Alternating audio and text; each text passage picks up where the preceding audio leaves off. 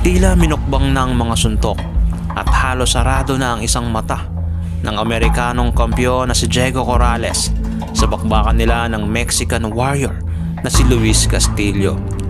Ngunit tila ata sinapian ng kung anong kapangyarihan ng nasabing Amerikano nang bigla na lamang nitong ibalik ang mga suntok sa round 10 nang sa kanya'y pinalamo ng Mexicano at naitala ang isa sa biggest comeback sa kasaysayan ng boxing. Taong 2005, buwan ng Mayo, ay naikasa ang kanilang bakbakan para sa WBC na hawak ni Luis Castillo at WBO naman na hawak ng Amerikano sa timbang na 135 pounds o lightweight division. Isang makapigil hiningang sagupaan ang ipinamalas ng kapwa boksingero na parehong may bitbit na kampyonato. Bagamat nakalalamang sa iilang aspeto si Diego Corrales, ay alam naman natin na isang tunay na mandirigma ang mga dugong Mexicano. Kaya naman nakalasap ng kaliwat kanang bigwas ang pambato ng Estados Unidos sa kanilang walang humpay na palitan ng suntok at nagresulta ng 2 beses na humandusay sa lona si Diego Corrales. Ngunit isang nakakagulat na pangyayari dahil sa inakalang dehado na sa bakbakan ay biglang nag-apoy ang mga kamao at naisagad sa sukdulan ng enerhiya ang naturang Mexicano. Isang senyales para pumagitna ang referee at itigil na ang bakbakan. Narito at ating balikan ang kanilang naging sagupaan. Ngunit bago natin ipagpatuloy yan ay kung maaari sana paki-like and share ng ating video at paki-subscribe ng ating channel. Maraming salamat. Sa umpisa ng rounds ay kapwa nagpapakiramdaman pa ang parehong boksingero at tinatansya ang kanilang mga lakas at ang mga binabatong mga suntok.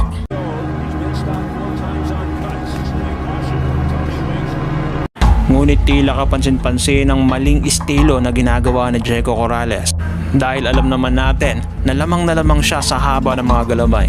Ngunit hindi niya ginagamit ang kanyang reach advantage dahil hinahayaan lamang niya na pasukin siya ng opensa ni Luis Castillo na kung saan bihasa ang nasabing Mexicano.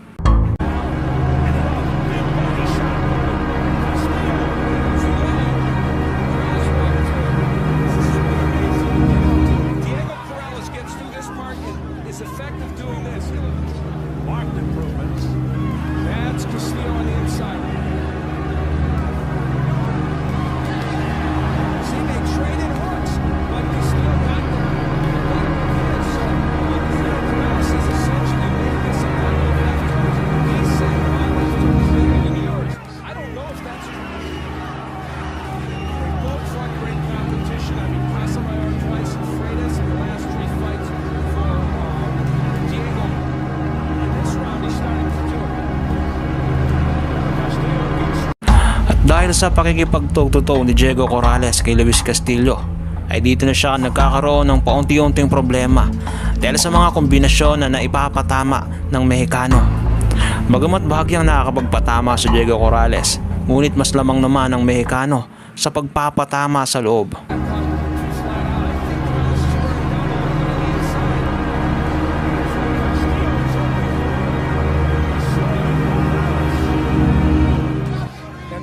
Not landing as much from Castillo. Well, guess what? There was on cue. Left hook by Corrales. Kapwa matapang ang parehong boksingero. Walang gustong umatras sa kanilang palitan ng suntok. Kaliwat kanang bigwa sa katawan hanggang sa ulo ang kanilang parehas na pinapatama. Ngunit sadyang nakakabilib ang kanilang ipinapamalas na lakas. Nagbitaw ng mabilis na rapido si Diego Corrales na siya namang tumama kay Luis Castillo. Ito ay kanyang patunay na kaya niyang lumaban ng toe-to-toe sa Mexicano.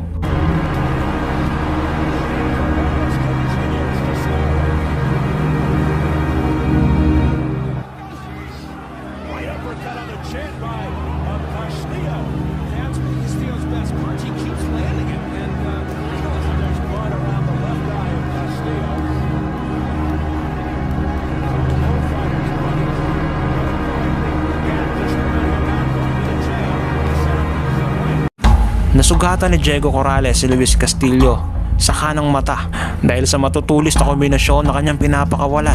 Tila ba pinapanindigan nito na hindi niya kailangan gumamit ng reach advantage para manalo sa laban.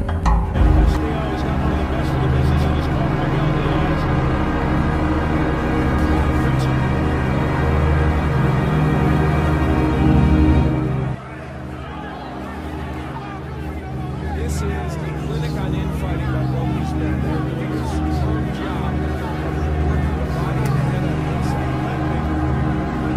As they say, fight fire with fire. And fighting Castillo's style. Inside. Castillo still has a chance. And the operative word is painfully. Lalong nagiging intense ang bakbakan habang ito'y umuusad dahil sa angking tapang ng parehong boksingero. Ngunit sa pagkakataong ito ay tila nakukuha na ang kalamangan ni Diego Corrales.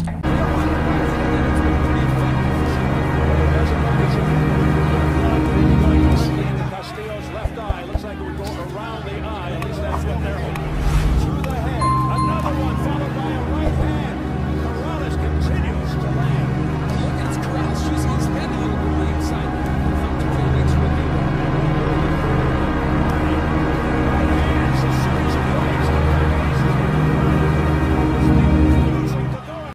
Tila nagmamarka na sa kanilang mga mukha ang kanilang suntok na pinapatama. Bagyang sarado naman ang kaliwang mata ni Diego Corrales sa pagkakataong ito at ganun din naman kay Luis Castillo. Castillo and Diego Corrales. This is a strategic fight right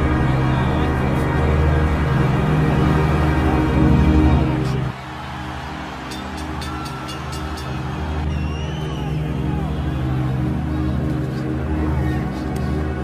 Meanwhile, Castillo again unloading to the body. Now big left. Caught by Corrales. Carrying his own. Here's Corrales now. It's his turn.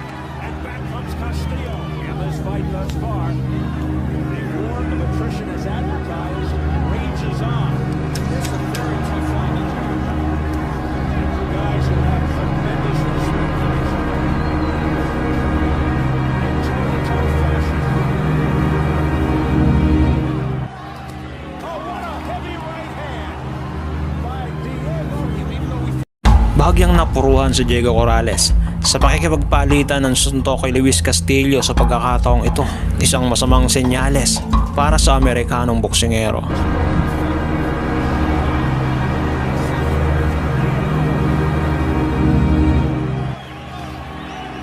Heard them tell Corrales you got to keep punching. Corrales' left eye continues to close. On the right hand, sent Castillo back. Castillo. Dahil sa magandang opensa na ginagawa ni Luis Castillo, ay sarado na ang isang mata ni Diego Corrales na sadyang nagpapahirap sa Amerikanong boksingero. Chico Corrales, and now Castillo. Corrales has been down 8 times in 41 pro fights, but 5 of those 8 versus Mayweather.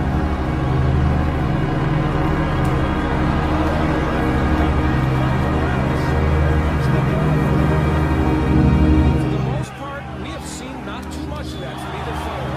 Great combination from outside by Castillo. Sa kabila ng pinsalang tinatamo ni Diego Corrales sa mga atake ni Luis Castillo, ay nananatili pa rin itong nakatayo sa harapan ng Meksikano at patuloy na nakikipagpalitan ng suntok. Grabe ang puso na ipinapakita ni Diego Corrales sa pagkakataong ito. Massive Castillo.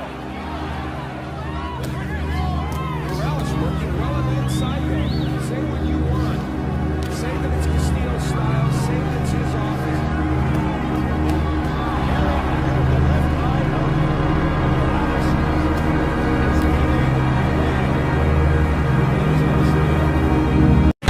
Bakas na rin sa mukha ni Luis Castillo na nauubusan na ito ng hangin at isang magandang pagkakataon naman ito para kay Diego Corrales upang gumanti ng mga opensa sa Meksikano na siya namang kumokonekta ng maayos.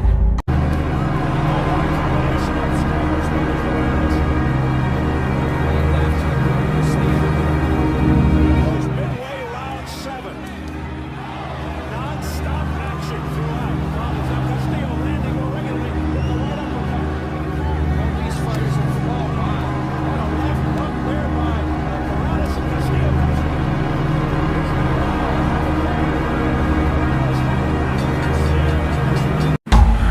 Pagpasok ng rounds na to ay agad na inatake ni Diego Corrales ang pagod na Mexicano.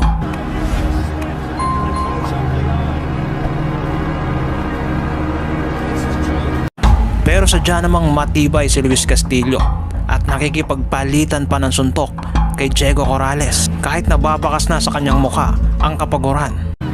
I have to fight dead even as well.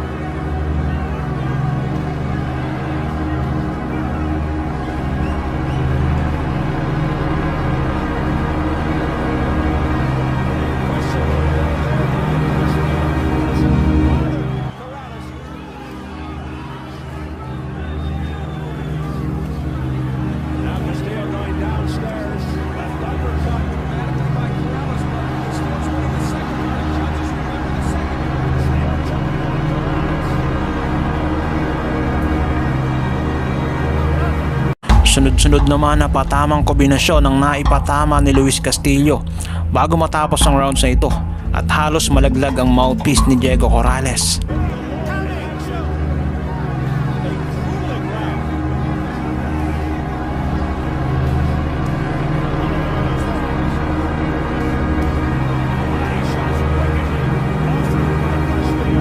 And it isn't that he hasn't been, he's allowing them to fight, not panicking and getting in and breaking them when he should.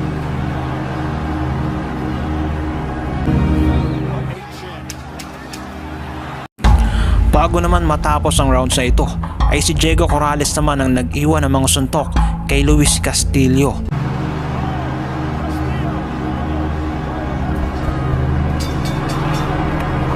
Isang malutong naman na kaliwa ang tumama kay Diego Corrales na siyang naging dahilan ng pagbagsak nito.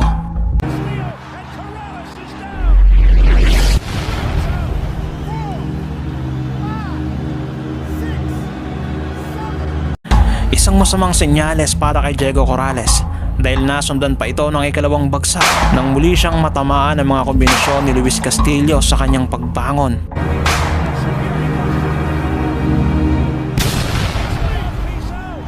Habang binibilangan si Diego Corrales ng referee ay tila katapusan na ng Amerikano. Muli itong bumangon at lakas loob na hinarap uli ang Mexicano sa kabila ng kanyang kalagayan. At tila kagulat-gulat ang mga sumunod na pangyayari dahil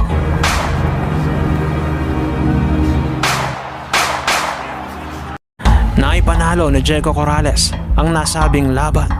Isang napakagandang bakbakan ang naitala ng parehong boksingero, Diego Corrales versus Luis Castillo.